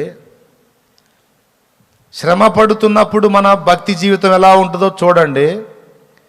ఏ నొప్పి లేకుండా హాయిగా కథ దొల్లిపోతున్నప్పుడు ఎలా ఉంటుందో చూడండి. మీరే చెప్తారు సాక్ష్యం. కఠినమైన శ్రమలలో ఉన్నప్పుడు పరిశుద్ధ జీవితం, మోకాళ్ళ ప్రార్థన అనుభవం, దీన మనస్సు, సాత్వికం, మృదుత్వం, కోమలత్వం అన్నీ ఇంకేం లేదు, రెండో యేసు ప్రభువేమో అన్నట్టు ఉంటుంది మన భక్తి. మనం పాడు కావాలంటే సైతానుగాడు పెద్ద రిస్క్ చేయాల్సిన అవసరం లేదు. సుఖపెడితే చాలు, భ్రష్టు పట్టిపోతాం మనం. దేవునికి స్తోత్రం. ఏం చేస్తే వాడి మనకు బాగా సమృద్ధి వచ్చేటట్టు జాగ్రత్త తీసుకొని బాగా సుఖపడే మార్గంగా మనకి వేరే వేరే వ్యాపకాలు అందుబాటులో తెచ్చి టైం ఖర్చు అయ్యేటట్టు చేస్తే చాలా అయిపోయింది. ఆనాడు వాళ్ళు సమయ పాలన విషయంలో వాళ్ళకి ఈరోజు మనకున్నన్ని వ్యాపకాలు లేవు. అదిటి ఇప్పుడు ఈ సెల్ ఫోన్ ఉంది. ఈ సెల్ ఫోన్లో లైవ్లో అనేక మంది వాక్యం వింటున్నారు. పొద్దస్తమానం వాక్యమే వింటారా? పొద్దస్తమానం వాక్యమే వింటారా? ఇది మంచిదే, వాక్యం కొరకు మాత్రమే వాడితే. కానీ వాక్యం మన వాళ్ళు చూసే వాటన్నిటిలో ఒక భాగం అన్నమాట. ఉదాహరణకి 100లో ఇది ఒక 20% మాత్రమే, 80% మొత్తం వేరే వేరే. యథార్థవంతులు నిజం చెప్పండి, చేతులెత్తి అవునా కాదా? అబద్ధాలు ఆడితే దేవుడు చూస్తున్నాడు, తాట తీస్తాడు. చెప్పండి. కొద్దిమంది భక్తులే ఉన్నారు, కొద్దిమంది భక్తులు ఉన్నారు అచ్చంగా దీన్ని వాక్యానికి మాత్రమే వాడి తర్వాత పక్కన పెట్టే వ్యక్తులు కొద్దిమంది ఉన్నారు. కొద్దిమంది అంటే ఊరికొచ్చి వేళ్ల మీద లెక్కేసుకోవచ్చు అంతే, మళ్ళా ఎక్కువ లేరు. ఊరికొచ్చి వేళ్ల మీద లెక్క అంటే ఒక ఊర్లో 2000 మంది జనాభా ఉంటే ఏ 10, ఏ 8, ఏ 6 ఉంటారు దీన్ని కంట్రోల్ చేసుకునేవాళ్ళు. ఇక ఎక్కువ శాతం మంది ఇప్పుడు ఈ 2 అయిపోగానే, ఈ టైము, ఈ కూటాలు అయిపోగానే తర్వాత దీన్ని దేనికి వాడతారో మనకు తెలుసు. ఈరోజు టైంని చాలా తేలికగా తినేస్తుంది ఇదే. టెక్నాలజీలో దీన్ని బాగా డెవలప్ చేశాడు, అన్ని అందుబాటులోకి తెచ్చాడు. ఈరోజు చిన్న చిన్న పిల్లల దగ్గర నుంచి పెద్దవాళ్ళ వరకు అన్ని రకాలుగా చెడిపోవడానికి దీన్ని అద్భుతంగా వాడుతున్నాడు. దీని ద్వారా జరిగే మంచి ఘోరంత అయితే చెడు కొండంత అన్నట్టు ఉంది ఇప్పుడు దీని పరిస్థితి. కొంతమంది మళ్ళీ ఆవేశపడకండి లైవ్లో ఉన్నోళ్ళు, అదేంటన్నయ్య దీనివల్లే కదన్నయ్య మీరు మాకు దొరుకుతుంది, అమ్మా దీనివల్లేనమ్మా, మంచిదేనమ్మా, అంతవరకే వాడితే ఎంత ధన్యత, కానీ నీ వల్ల కాదే, తర్వాత దానిలో ఉన్న అయస్కాంతపు శక్తి నిన్ను లాగుద్దే. అవునండి, ఆడవాళ్ళని కొన్ని చిన్న కోడలు, కార్తీక దీపం, అత్తారింటికి దారి, పెద్ద కోడలు, చెప్పండి ఇంకా పేర్లు ఉంటాయిగా. ఏమండి ఇవన్నీ ఆడవాళ్ళని కొన్ని లాగుతుంటే మగవాళ్ళనేమో ఫేస్బుక్, వాట్సాప్లో పంపబడేవి, యూట్యూబ్లో, మొన్నటిదాకా ఏదో టిక్ టాక్ ఒకటి. ఇక వాళ్ళు ఇష్టం వచ్చినట్టు వాళ్ళు డ్యాన్సులు వేయటం, పిచ్చి పిచ్చి వేషాలన్నీ వేయటం, అందులో పెట్టడం. సో ఒక పైకి అంటా ఉంటే వస్తూ ఉంటాయి, ఎన్ని వందలు వేలు వస్తూ ఉంటాయి. ఈరోజు పరిస్థితిని చూస్తే, ఆనాటి భక్తి పరిస్థితిని చూస్తే ఎంత తేడా ఉందో మీరు ఖచ్చితంగా ఊహించగలుగుతారు. ఆనాడు ఈ వ్యాపకాలు లేవు, రేడియోనే అంతంత మాత్రం, టెలివిజన్ లేదు, సెల్ ఫోన్ లేదు. ఆ కఠినమైన రోజులు, ఈ అభివృద్ధి చెందని రోజుల్లో మనిషికి ఇన్ని వ్యాపకాలు లేవు గనుక ఇక ఖాళీ సమయం అంతా కూడా పుస్తక అన్వేషణ, పుస్తక పఠనము, వాక్య ధ్యానము, ఏకాంతంగా ప్రార్థనలో గడుపుట,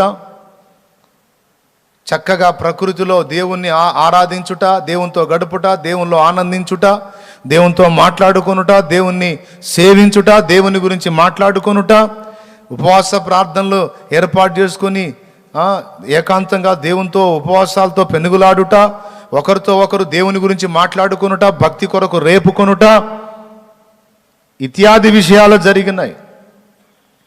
మరి ఈరోజు రకరకాల వ్యాపకాలని, రకరకాల టైంపాస్ వస్తువుల్ని డెవలప్ చేసి మనకు అందుబాటులోకి తెచ్చి పెట్టేశాడు వాడు లూసిఫర్.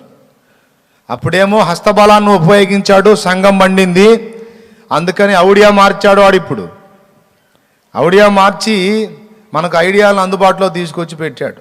ఒక ఐడియా జీవితాన్ని మార్చేసిందని ఐడియా పెట్టుకొని అంతమైపోయిన పరిస్థితులు కూడా ఉన్నాయి.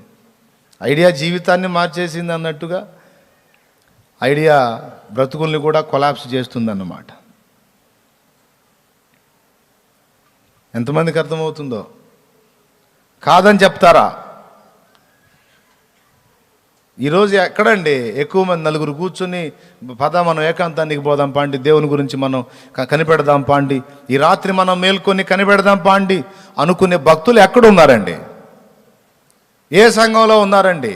ఈ రాత్రి మనము నిద్ర మేల్కొని పోదాము రండి, మనము దేవునితో ఏకాంతంగా కనిపెడదాం రండి అనుకునే భక్తులున్న సంఘం ఎక్కడుంది? రండి చెప్పండి నాకు. అరే పిలిచినా రాని పరిస్థితుల్లో ఉన్నారు ఈ దినాన. అమ్మా ఇంటికాడ ఖాళీయే కదా, వచ్చి సన్నిధిలో ప్రార్థనలో గడపచ్చు కదా, నలుగురుగా కూడుకొని ప్రార్థన చేయొచ్చు కదా అని చెప్పినా దిక్కులేదు ఇక్కడ. ఆ రోజుల్లో మనకు ముందు తరాల్లో నిద్ర మానుకొని కనిపెట్టుకున్నారు. దేవునికి స్తోత్రం కలుగునుగాక. అసలు ఆ భక్తి, ఆ మొండితనం, ఆ దేవునికి సమయం ఇచ్చుట, ఆ పోరాటం, ఆ వాక్యాసక్తి ఈరోజు ఏదండి? కార్లు అందుబాటులోకి వచ్చినాయి, సెల్ ఫోన్స్ అందుబాటులోకి వచ్చినాయి, ఏమండి రకరకాల వస్తు వాహనాలు అందుబాటులోకి వచ్చినాయి, కాస్తో కూస్తో పనులు దొరుకుతున్నాయి, పైసలు చేతిలోకి వస్తున్నాయి, బతకటం పెద్ద కష్టమేం కానట్టుగా అయిపోయింది ఎక్కువ మందికి. కాబట్టి అంత ప్రెజర్ లేదు. ఆనాటి పరిస్థితి ఈనాడు లేదు భక్తిలో. మీరు ఒప్పుకున్నా ఒప్పుకోకపోయినా నేను చెప్పేది నిజం. అర్థమైందా? నేను కొత్తగా ప్రభువులో కళ్ళు తెరిచినప్పుడు కూడా కొంతమేర కనపడింది నాకు అది. నలుగురు సహోదరులు కూర్చొని దేవుని గురించి మాట్లాడుకొని మనం కనిపెడదామా ప్రార్థనలో? ఈరోజు నైట్ నేను ప్రార్థనలో దేవునితో గడపాలనుకుంటున్నాను అంటే నేను కూడా గడుపుతా. ఎక్కడికి వెళ్దాం? సన్నిధికి వెళ్దాం, లేకపోతే ఏకాంతంగా ఫలానా ప్రదేశానికి వెళదాం. అక్కడ కూర్చొని దేవా రాత్రంతా. సముద్ర తీర ప్రాంతంలో ఉన్నటువంటి దైవజనులు అయితే సముద్ర తీరాలకు వెళ్ళేవాళ్ళు రాత్రుళ్ళు. సముద్ర తీరాలకు వెళ్ళి రాత్రుళ్ళు చీకటి కదా, అట్లనే మోకాళ్ళుని ప్రార్థన చేసి దయ్యాలు వాళ్ళ ముందు చిందులేసినవి చూసిన వాళ్ళు ఉన్నారు సేవకులు.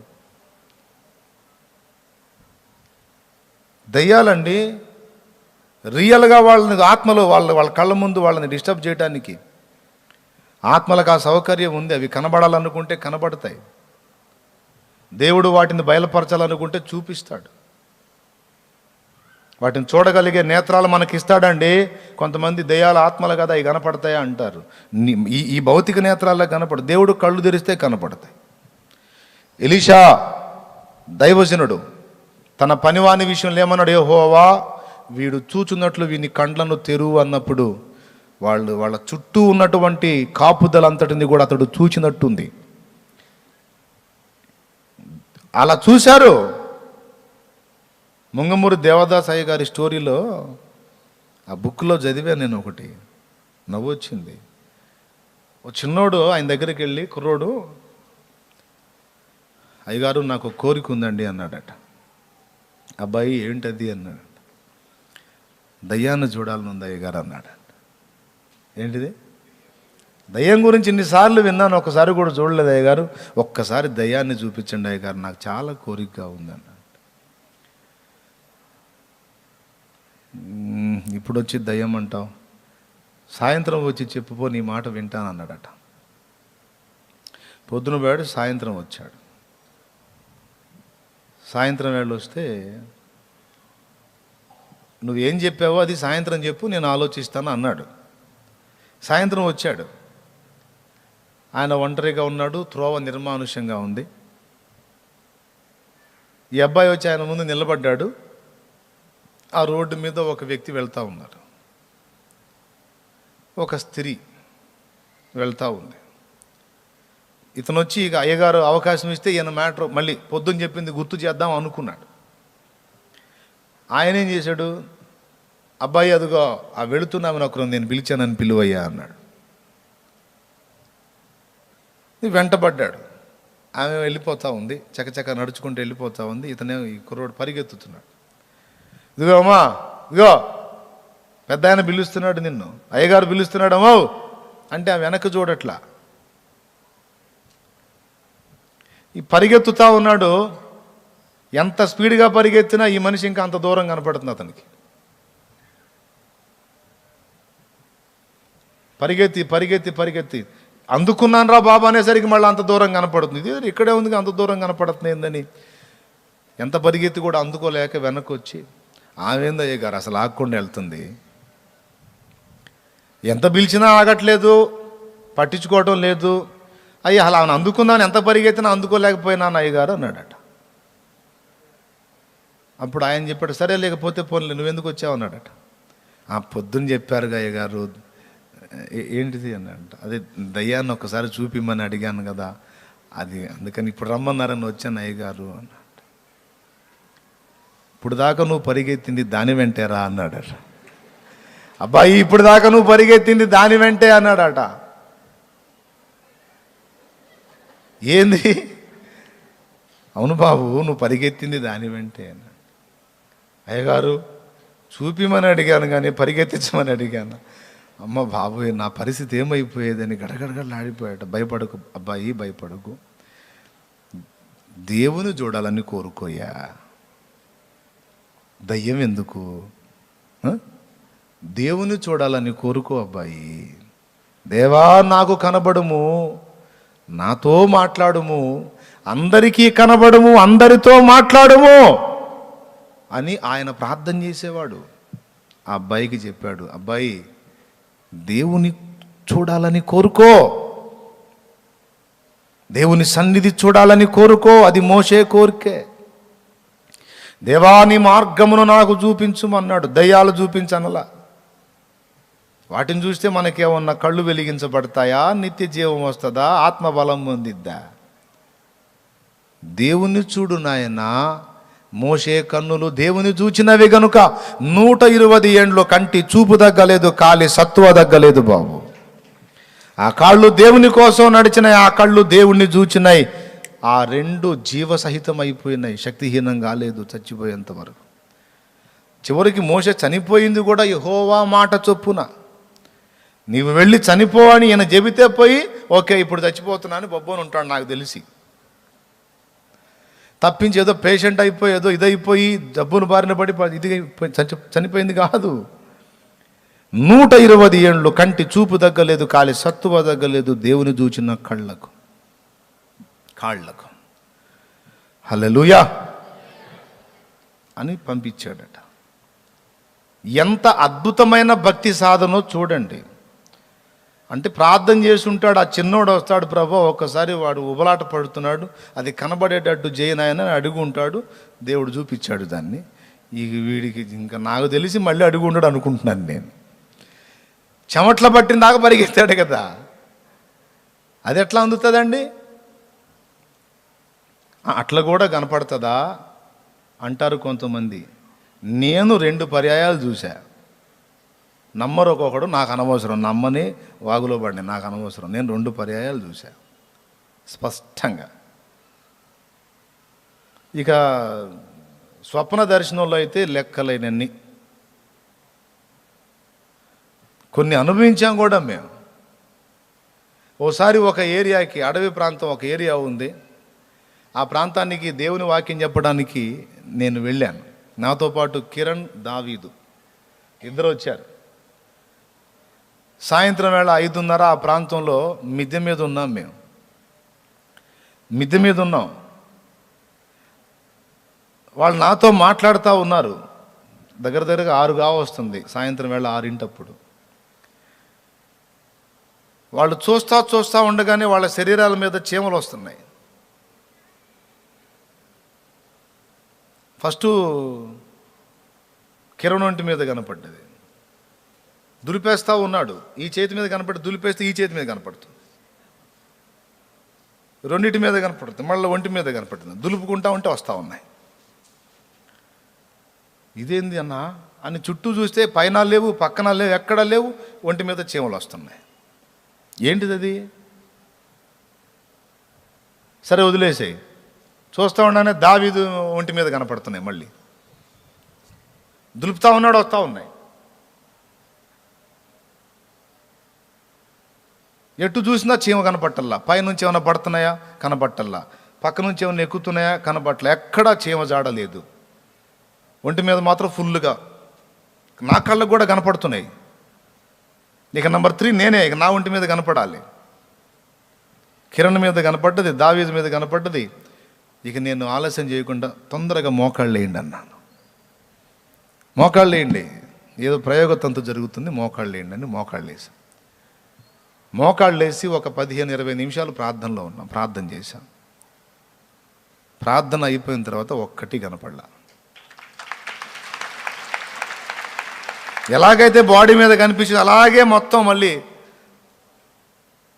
అదృశ్యం అయిపోయింది.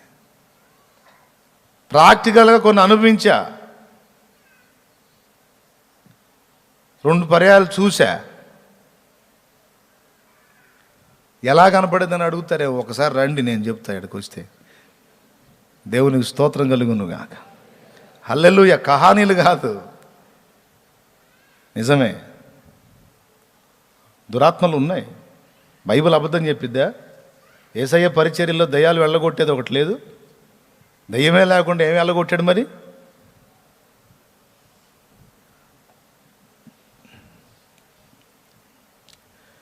అసలు వాళ్ళు ఎలా భక్తి సాధన చేశారు, ఎలా ఏకాంత ప్రార్థన చేశారు, ఎలా దేవునితో గడిపారు. ఈరోజు ఏదండి? ఈరోజు ఉందా? అలాగ వెళ్ళి దేవునితో ఏకాంతంగా గడపటం, దేవుని ముఖ ప్రత్యక్షత చూడటం, నలుగురు కలిసి మాట్లాడుకుని అలాగ దేవుని కోసం ఏకాంతంగా దేవునితో గడపటం, దేవుని వాక్యాన్ని తర్కించుకొని ధ్యానించటం, ఆత్మల కొరకు భారం కలిగి పరిగెత్తటం, సువార్త ప్రకటన చేయటం, దేవుని సన్నిధిలో ఉపవాసంతో కనిపెట్టుకోవటం. ఎక్కడుందండి అంత బిజీ షెడ్యూల్. జీవనోపాధి పనులు చేసుకోవాలి పురుషులు. రాగానే ఇంకా బోల్డ్ అన్ని వ్యాపకాలు అవన్నీ టైంపాస్ అంతా చేసుకోవాలి.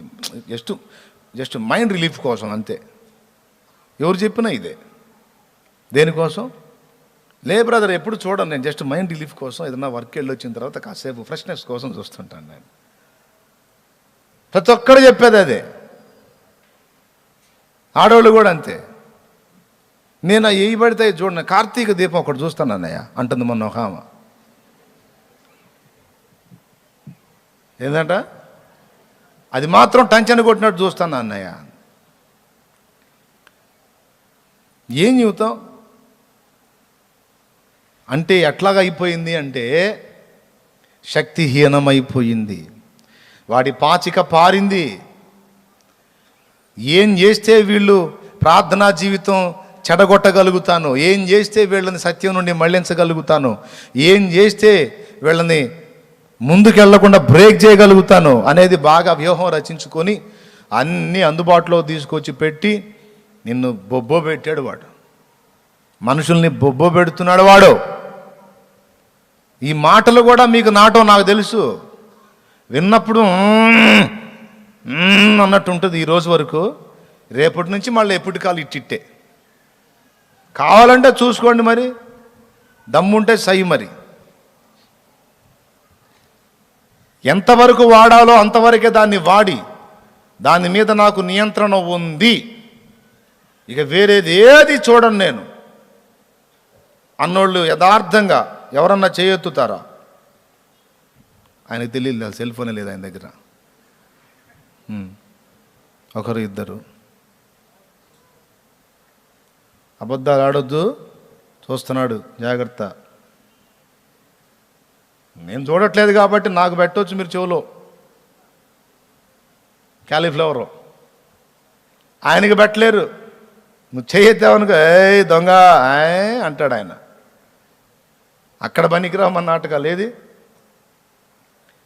ఎంతమందిని ఏళ్తుందండి ఇది, ఎంతమందిని ఏళ్తుంది.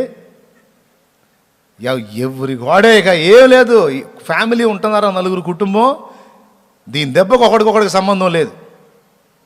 ఆకలైనప్పుడు మాత్రం వచ్చి ఆ ప్లేటో ఆ పళ్ళెమో ఆ బొచ్చో తీసుకొని అందులో వేసుకొని తిని మళ్ళా పోయి పక్కన కూర్చొని మళ్ళీ అదే అదే అదే.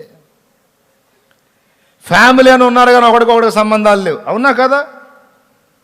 భార్యకొకటి, భర్తకొకటి, పిల్లకొకటి, కొడుక్కొకటి, కూతురుకొకటి, అల్లుడికొకటి, మామయ్యకొకటి, ముసలమ్మకొకటి, ముసలయ్యకొకటి. ఎవరి దోళ్ళకే మళ్ళా అనుబంధాలు ఎఫెక్ట్ అయిపోయినాయి. కలిసి మాట్లాడుకోవటం ఎఫెక్ట్ అయిపోయింది. దేవుని గురించి కథలు కథలుగా చెప్పుకోవటం లేదు. కలిసి ప్రార్థించటం లేదు. కలిసి దేవుని చిత్తం నెరవేర్చడం కోసం వ్యూహరచన చేయటం లేదు. దేవుని పనిలో కలిసి కష్టపడటం లేదు. ఎవరికి వాళ్ళకి అందరికీ జేబుల్లోకి అందేటట్టు చేసి పడేశాడు. అర్థమైందా? అదేమంటే వంక లేదన్నా వాక్యం, అసలు వాక్యం. ఓరే భక్తుడో భక్తుడా, అమ్మ భక్తురాలో, అమ్మో నా కళ్ళు తిరుగుతున్నాయమ్మ భక్తురాలా, నీ భక్తి దెబ్బకే. అయ్యా భక్తుడా, కళ్ళు తిరిగిపోతున్నాయి బాబా నీ ఏకాంత ప్రార్థన భక్తికి. అసలు నీ మోకాళ్ళు అనుభవం నల్లగా నల్లబారిపోయా నీ మోకాళ్ళు, అసలు ఏసి ఏసి ఏసి. దేవుని చూసిన కళ్ళు, వెలిగించబడి ఉన్న కళ్ళు కదా నీ. ఎంతమంది చూశారు నీ ప్రార్థన ద్వారా దేవుని శక్తి? ఎంతమంది చూశారు నీ విజ్ఞాపన ద్వారా దేవుని శక్తి? ఎంతమంది నీ ద్వారా దేవుని శక్తిని అనుభవించి మారారు? మరి ఏంది మారేది? సైతానుగాడు లాగా ఒకటి మారాడు నిన్ను, కూర్చున్నావు మూలన.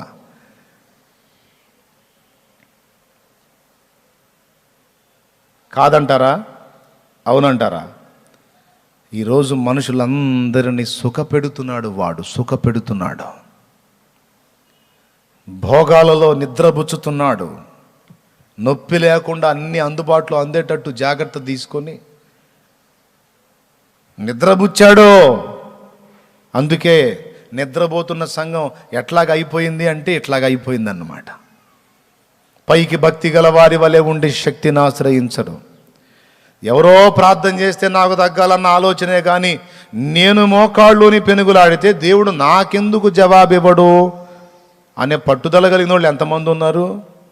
ఇదిగో నేను ప్రార్థన చేసి సాధించాను, నేను ఎవరి దయా కోరలేదు, నా సమస్యల విషయమై నేనే దేవుని పాదాలు పట్టుకొని పెనుగులాడి ఇదిగో జవాబు పొంది నిలబడ్డాను అన్నోళ్ళు ఎంతమంది?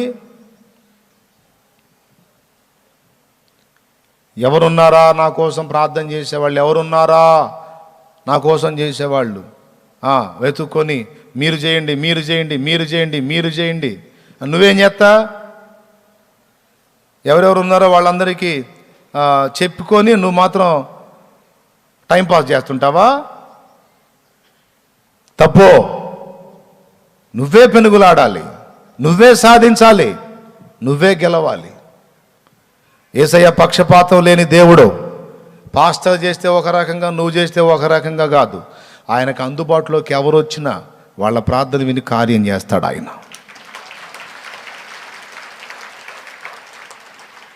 చేదరైపోయిన తమ్ముడు ఈరోజు భక్తి చేదరైపోయింది. అంత టైంపాస్, అంత టైంపాస్. బోధ అంతే, భక్తి అంతే. సో మార్పు చెందాలి, మార్పు చెందాలి. ఈ పరిస్థితులు మార్పు చెందకపోతే ఉజ్జీవం రాదు. ఉజ్జీవం రాకపోతే దేవుని రాకడ జరగదు. సో ఆయన రాకడ జరగాలంటే ముందు ఉజ్జీవం రావాలి. ఉజ్జీవం రావాలి అంటే ముందు మనం మార్పు చెందాలి. దేవుడు మారలేదు కానీ భక్తులు మారారు. దేవుడు మారలేదు కానీ ఇప్పుడు పరిస్థితులు మారాయి. అందరూ కూడా జాగ్రత్త పడాలి. మనల్ని మోసపుచ్చుతున్న, మన టైంను దొంగిలిస్తున్న వ్యాపకాలన్నిటినీ పక్కన పెట్టాలి. దాని మీద నియంత్రణ కొరకు, నిగ్రహం కొరకు ప్రార్థన చేయాలి. దేవా, నేను తెలియకుండానే దానికి బానిస అయిపోయాను. నిద్ర పోయేటప్పుడు సెల్ ఫోనే, నిద్ర లేచేటప్పుడు సెల్ ఫోనే. దేవుని వాక్యం కోసం నువ్వు ఆసక్తి కలిగి చూడు, తప్పు పట్టను నేను. కానీ ఇంకా ఎన్ని ఉన్నాయో దానిలో, ప్రతి ఒక్కరు ఈరోజు దానికి బానిస అయ్యారా లేదా చెప్పండి, యథార్థం ఒప్పుకుందాం. సెల్ ఫోన్కి బానిసలు అయ్యారా లేదా? ఎంతమంది వీళ్ళు మామూలు కాదు.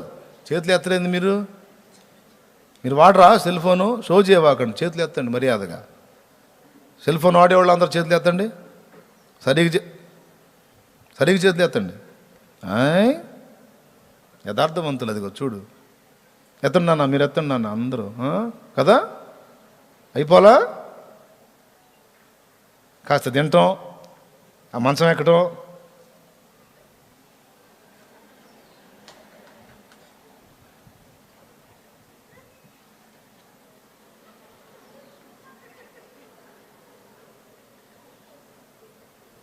ఈ కళ్ళు లాగుతుంటాయి, మెడ లాగుతుంటుంది,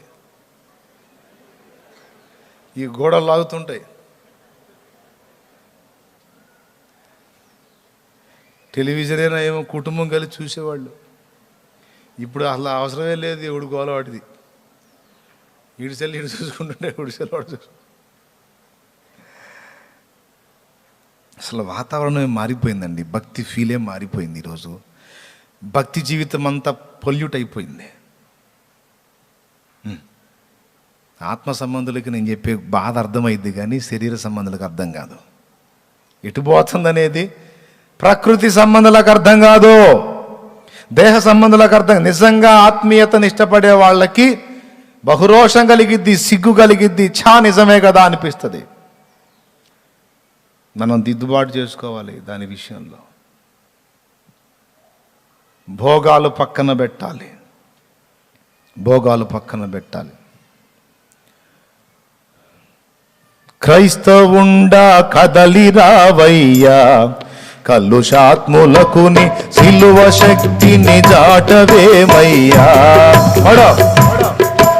క్రైస్తవుండా కదలి రావయ్యా, కలుషాత్ములకుని సిలువ శక్తిని చాటవేమయ్యా. ఎండవానాలనియు జడిసి ఎంత కాలము మూలనుందు, ఎండవానాలనియు జడిసి ఎంత కాలము మూలనుందు. కండలను ప్రేమింతువేమన్నా, ఈ మంటి కండలు ఎంత పెంచిన మంటికేనన్నా. కండలను ప్రేమింతువేమన్నా, ఈ మంటి కండలు ఎంత పెంచిన మంటికేనన్నా. క్రైస్తవుండా కదలి రావయ్యా, కలుషాత్ములకు నీ సిలువ శక్తిని చాటవేమయ్యా. వసుధలో ప్రజలెల్లరూ యేసు వాక్యంబు వినసు బాధగుని వాంఛించుచుండగను. వసుధలో ప్రజలెల్లరూ యేసు వాక్యంబు వినసు బాధగుని వాంఛించుచుండగను. మిషనులెల్లా మిషల చేత నిట్టి పడుచు వాదములతో, మిషనులెల్లా మిషల చేత నిట్టి పడుచు వాదములతో. యేసు బోధను విడచిరారన్నా, నీవెంత కాలము వారి చేత ముందురన్నా. యేసు బోధను విడచినారన్నా, నీవెంత కాలము వారి చెంత ముందురన్నా. క్రైస్తవుండా కదలి రావయ్యా, కలుషాత్ములకు నీ సిలువ శక్తిని చాటవేమయ్యా. సత్యవాక్యము సంతలో దులిపి, బోధకులు దొరల పద్యములపై భ్రాంతులు నిలిపి. సత్యవాక్యము సంతలో దులిపి, బోధకులు దొరల పద్యములపై భ్రాంతులు నిలిపి.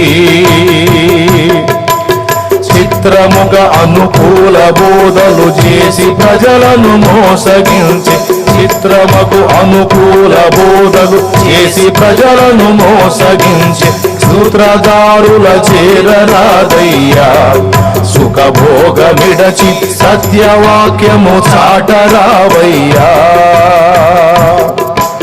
సూత్రధారుల చేరరాదయ్యా సుఖభోగమిడచి సత్యవాక్యము చాటరావయ్యా. క్రైస్తవుండా కదలి రావయ్యా, కలుషాత్ములకు నీ సిలువ శక్తిని చాటవేమయ్యా.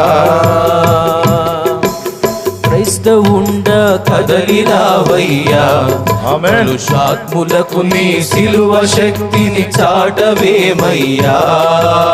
ఎండవానాలనియు తడిసి ఎంత కాలము మూలనుందు, ఎండవానాలనియు తడిసి ఎంత కాలము మూలనుందు, కండలను ప్రేమింతువేమయ్యా. ఈ మట్టి కండలు ఎంత పెంచిన మంటికేనయ్యా. అందలాలే మింగువేమయ్యా. ఈ మంటి కండలు ఎంత పెంచిన మట్టికేనన్నా. క్రైస్తవుండా కదలి రావయ్యా, కలుషాత్ములకు నీ సిలువ శక్తిని చాటవేమయ్యా. దేవునికి మహిమ.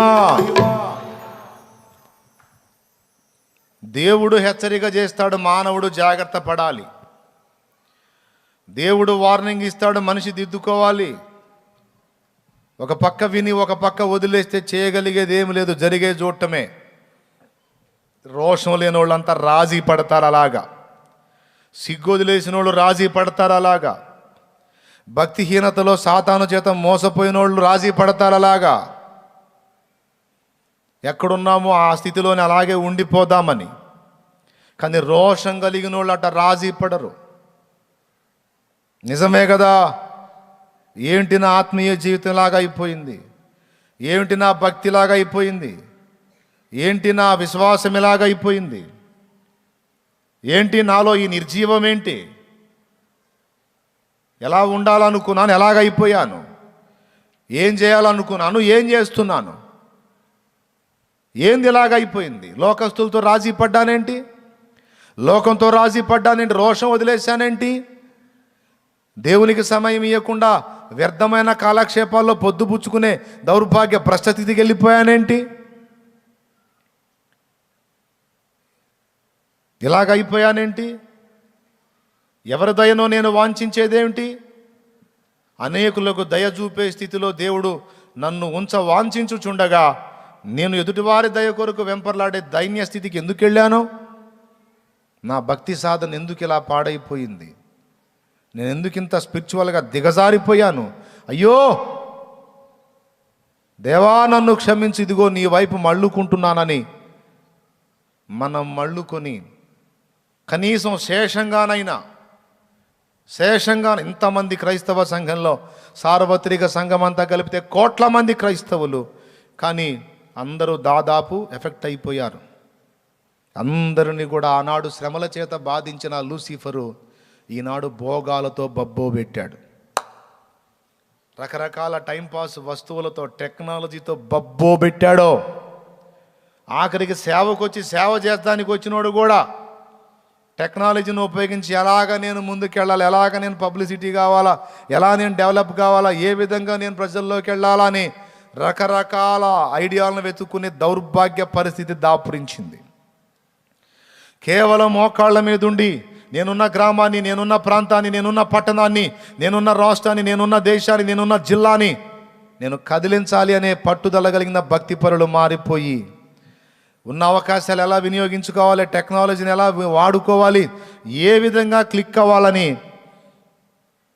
దిగజారుడు ఆలోచనలోకి వెళ్ళిపోయిన పరిస్థితి నేటి దైవ జనాంగం. అందరూ నేను అనటల్లా దాదాపు ఎక్కువ మంది అంతే అయిపోయినారు. కాబట్టి ఎవరికాళ్ళు ఆలోచన చేయాలి, ఎవరికాళ్ళు జాగ్రత్త పడాలి. దేవుని రాజ్యం ఒట్టి మాటలతో, టెక్నాలజీతో, ఐడియాలజీతో కాదు, దేవుని శక్తితోనే ఉన్నది. అంత్య దినములలో పైకి భక్తి గల వారి వలె ఉండి దాని శక్తిని ఆశ్రయించని స్థితిలో ఉంటారన్న గుంపులో నీవు ఉండరాదంటున్నాడు దేవుడు. దేవుని కంటే సుఖానుభవమును ఎక్కువ ప్రేమించేటువంటి గుంపులో నువ్వు ఉండరాదంటున్నాడు దేవుడు. నీవు నా కొరకు ప్రత్యేకించుకుంటావా అని పిలుస్తున్నాడు ఈవేళ. నువ్వన్నా శేషంగా నా కోసం నిలబడతావా? అందరూ చెడిపోయారు, నువ్వు కూడానా? అందరూ సోమరులైపోయారు, నువ్వు కూడానా? అందరూ నిష్ఫలులైపోయారు, నువ్వు కూడానా?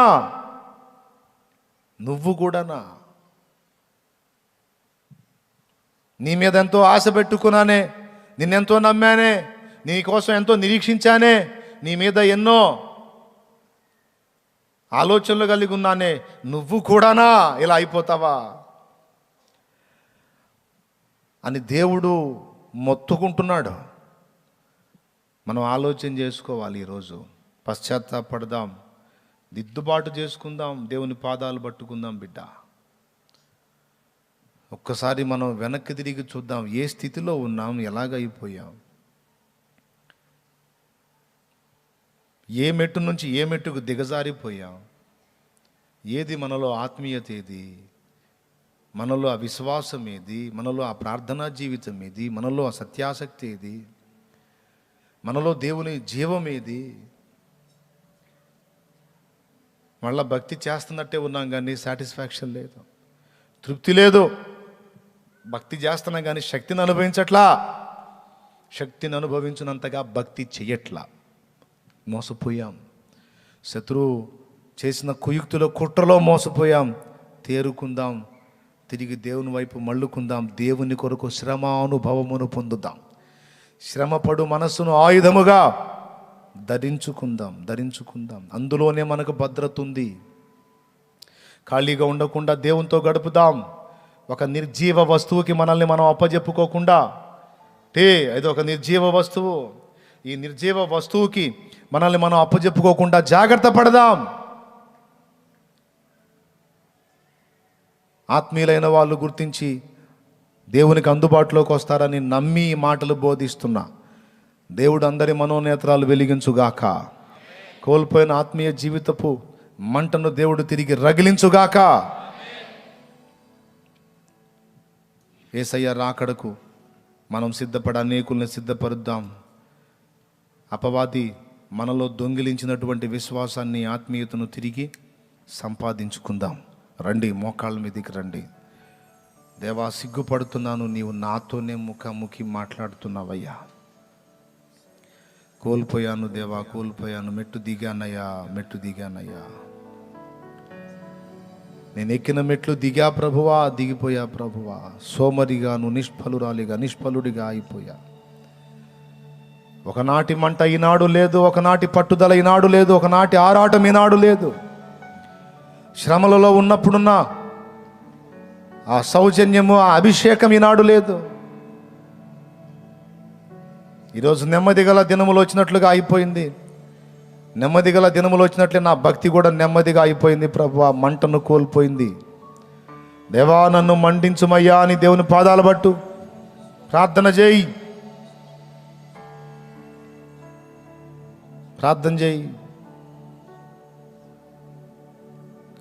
ఏ టెక్నాలజీ ఇవ్వాలా నీకు ఆత్మల్ని దేవుడిచ్చాడో, ఏ టెక్నాలజీ పిలవాలా నిన్ను సేవకు దేవుడు పిలిచాడో, దేవుని మీద దృష్టి పెట్టు.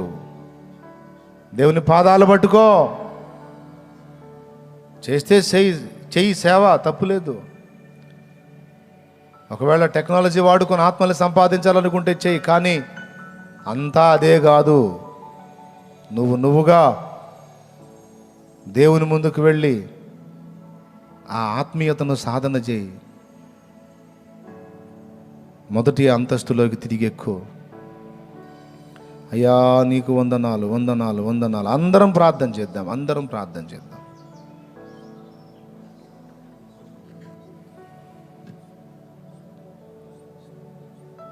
పొట్టు వలె ఉంటావా నీవు కూడానా అని అడుగుతున్నాడు దేవుడు. ఎంతో నిరీక్షించాను నేను నీ విషయమై. నీవు కూడా అలాగే అయిపోయావా? నీవు కూడా వారిలో ఒక్కటివైపోయావా? నీవు కూడా వారిలో ఒక్కడివైపోయావా? నా కుమారుడా, నా కుమారి, నీవు కూడా అందరిలో ఒక్కటివైపోయావా? నువ్వు ప్రత్యేకం అనుకున్నా కదా. నా కుమారుడా నీవు ప్రత్యేకం అనుకున్నా కదా, ఏమిటి నాయనా ఇలా చేశావు? నీవు కూడా బానిసవైపోయావా? అయ్యో, నిజంగా దేవుడు అంటున్న మాట ఇది, నీవు కూడానా అని. అయ్యా నన్ను క్షమించు తండ్రి, నన్ను మన్నించమని ప్రార్థన చేయి బిడ్డ, ప్రార్థన చేయి. అంత్య దినాలమ్మా, ఇవి అంత్య దినాలు అయ్యా, అపాయకరమైన దినాలు బాబు. అందులో అందరి వలె నీవు ఉండొద్దు, కనీసం దేవునికి శేషంగానైనా నువ్వు జాగ్రత్తగా ఉండు. ఏలియా అన్నట్లను యెజబెలు దెబ్బకి అందరూ దాగారు, అందరూ హతులయ్యారు, అందరూ మరుగయ్యారు. నేనొక్కడనే నీ కొరకు రోషముగా నిలిచానయ్యా, నేనొక్కడనే నీ కొరకు రోషముగా నిలిచానయ్యా అని ఏలియా అన్నట్టను నువ్వు దేవుని ముందు అనగలగాలి. తండ్రి తండ్రి తండ్రి, నన్ను అలాగు చేయి ప్రభువా, నన్ను అలాగు చేయి ప్రభువా.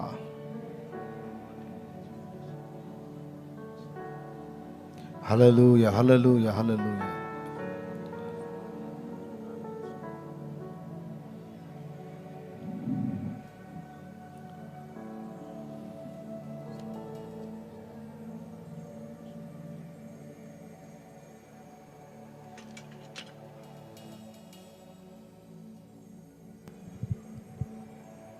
స్తోత్రం స్తోత్రం స్తోత్రం స్తోత్రం. ప్రేమ కలిగిన తండ్రి, పరిశుద్ధుడైన దేవాన్ని కొందనాలు చెల్లిస్తున్నాం ప్రభువా. ఉదయకాలపు వేళ నీ దాసుని పూర్తిగా మరుగుపరచి మందరితో మీరు మాట్లాడిన ప్రతి మాట కొరకు నీ కొందనాలు చెల్లిస్తున్నాం యేసయ్య. అయ్యా, అంత్య దినాల్లో ఎలాంటి సంభవాలు నాయన వెలువడతాయో, మనుషులు ఎలాగో తయారవుతారో, ఇదిగో పైకి భక్తి గల వారి వలె కనపడుతూ దాని శక్తిని ఆశ్రయించలేని వారిగా, భక్తి సాధన అనే మెట్టునే విడిచిపెట్టిన వారిగా, ఇదిగో ప్రభువా ఎలాగో ప్రజలు మారుతారో ఈ ఉదయకాలపు వేళ మీరు మాకు తెలియజేసి ఉన్నారు. నిజమే నాయన, ఈరోజు నాయన పాత తరపు భక్తి నశించిపోతున్న దినాల్లో మేము ఉన్నాం ప్రభువా. దయచేసి మా అందరికీ మీరు సహాయమును దయచేయండి. మళ్ళొక్కసారి ప్రభువా మమ్మల్ని ఉజ్జీవింపజేయమని ప్రార్థన చేస్తున్నాం. మళ్ళొక్కసారి మమ్మల్ని బలపరచండి ప్రభువా. ఇదిగో నా ప్రభువా, అలాంటి ప్రభువా భక్తిని నాయన, అయా భక్తులు ఎలాగైతే నిన్ను వెంబడించారో, ఏకాంత ప్రార్థనలు చేశారో, రాత్రులు నీతో గడపగలిగారో, అలాంటి భక్తి సాధన మా జీవితాల్లో కూడా అనుగ్రహించండి ప్రభువా. మేము ఆశపడుతున్నాం ప్రభువా. దేనికి కూడా మమ్మల్ని మేము అప్పచెప్పుకోకుండా, ఇదిగో నీకే మమ్మల్ని మేము అప్పచెప్పుకున్నట్లు సహాయమును దయచేయండి. ప్రార్థన కొరకు మమ్మల్ని ప్రేరేపించండి ప్రభువా. భక్తులు మీతో నడిచినట్లుగా నడవడానికి సహాయం దయచే, నీతో అడుగులు వేసినట్లుగా మేము కూడా అడుగులు వేయినట్లు కృప దయచేయండి ప్రభువా. దేవానికి వందనాలు, స్తోత్రాలు. ఏ స్థితిలో పడిపోయాము, ఏ స్థితిలో దిగజారిపోయాము, తిరిగి దాన్ని సరి చేసుకుంటూ అయా ఇదిగో నీవు మెచ్చుకునే భక్తిని ప్రభువా మాకు అనుగ్రహించమని ప్రార్థన చేస్తున్నాం తండ్రి. నీకు స్తోత్రాలు, కృతజ్ఞతలు చెల్లిస్తున్నాం. ఈరోజు ప్రభువా మీరే మాతో మాట్లాడారు యేసయ్య, మీరే మమ్మల్ని దర్శించారు యేసయ్య. మా జీవితాలు సరి చేసుకోవడానికి మేము ఇష్టపడుతున్నాము నాయన, మా భక్తి జీవితాలు సరి చేసుకోవడానికి ఇష్టపడుతున్నాం ప్రభువా. మీరు మాకు సహాయం చేయండి ప్రభువా, మీరు మమ్మల్ని బలపరచండి ప్రభువా. మా సమయం ఎక్కడా కూడా వృధా కానివద్దు నాయన, వ్యర్థమైన వాటి కోసం మా కాలాన్ని ప్రభువా ఖర్చు చేయనివద్దు ప్రభువా. దయచేసి మాకు సహాయం దయచే, నీతో గడుపుకోవడానికి, నిన్ను గురించి ప్రకటించడానికి, నిన్ను గురించి ఆలోచించడానికి, నీతో నడవడానికి మా అందరికీ కృపను అనుగ్రహించండి ప్రభువా. నీకే వందనాలు, స్తోత్రాలు, కృతజ్ఞతలు చెల్లిస్తూ నీ దాసుని కూడా ఇంకా మీరు బలపరిచి నీ ఆత్మచేత నింపి ఇంకా బలముగా వాడుకొని తర్వాత జరగబోతున్న ఆరాధన కూడా నీ నామానికి మహిమకరముగా జరిగించి మీరే మా అందరితో కూడా మరలా మాట్లాడమని నీకే వందనాలు, స్తోత్రాలు, కృతజ్ఞతలు చెల్లిస్తూ యేసు నామములోనే ప్రార్థించి స్తుతించి నీ మాటల కొరకై కృతజ్ఞతలు చెల్లిస్తున్నాము తండ్రి. ఆమేన్. మన తండ్రి అయిన దేవుని ప్రేమ, కుమారుడైన యేసుక్రీస్తు వారి కృప, పరిశుద్ధాత్మ దేవుని అన్యోన్య సహవాసము, సన్నిధి, సమాధానం సమకూడిన మనకు సకల పరిశుద్ధులకు సార్వత్రిక సంఘమంతటికి సదాకాలము తోడయ్యుండి నడిపించునుగాక. ఆమేన్. ప్రవేశు రక్తమునకే జయం, ప్రవేశు రక్తమునకే జయం, ప్రవేశు నామమునకే సంపూర్ణ విజయం కలుగునుగాక. ఆమేన్. హల్లెలూయా. గట్టి చెప్తాం, హల్లెలూయా, హల్లెలూయా, హల్లెలూయా. ప్రభు స్తోత్రాలు. మీ అందరికీ కూడా హృదయపూర్వకమైన వందనాలు. ఈ మొదటి ఆరాధన ముగించబడింది. మరలా 10 గంటలకు రెండవ ఆరాధన ప్రారంభించబడుతుంది. ఎవరైనా ప్రభు యొక్క